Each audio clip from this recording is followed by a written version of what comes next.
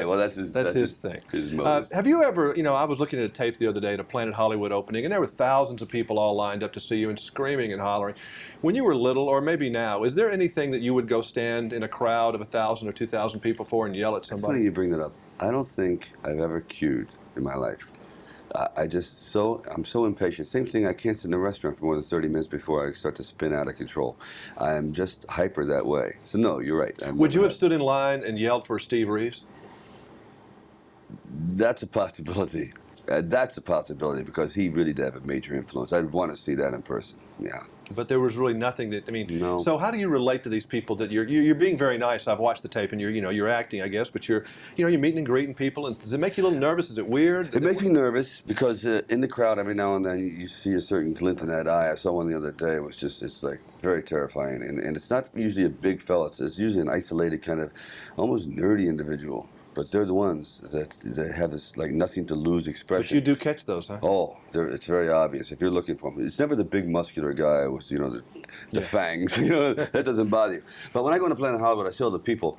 I feel kind of I don't know, not more than humbled. It's like, God, why are you here? Like I feel obligated. I could see that in your face. You're kind of saying, "This is very uncomfortable for me, but I'm going to greet you because I know you want to see me." Yeah, because thanks for coming out. I can't believe you did this. And I was the first one to start going up and down the lines because I said you can't just have people here for 6 hours and go hi and walk in.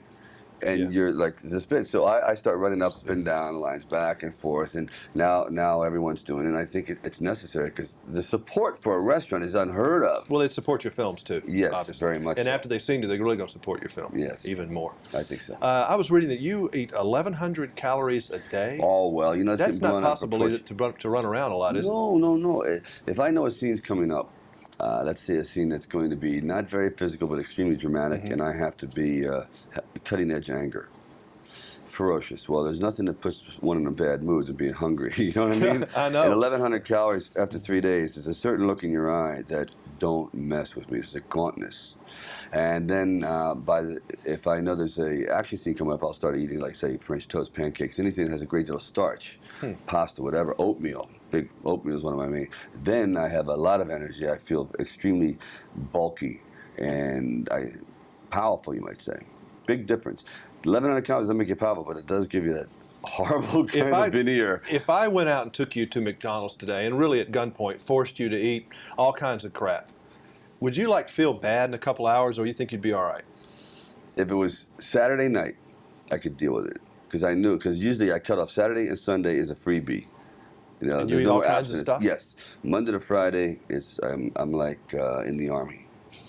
But the weekend, because you have to have a release, otherwise you would blow up. You would self-immolate, you'd kill yourself. You have to have something to look forward to. I remember Mr. T and I, when we were doing Rocky 3, we got down to 2.83% body fat, and we looked for the weekend. At the end of the weekend, we always have vanilla ice cream. I keep saying, but we start Monday. Is ice cream there? Ice cream there? Ice cream there? Yes. Thursday, is ice cream? And we start to salivate. By Friday, we'd run in there, and the guy brought mint green. And Mr. T and I literally took the guy and put him in the freezer.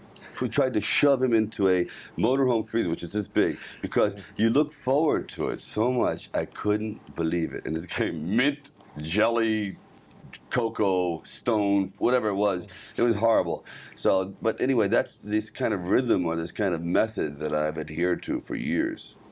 Well, you still look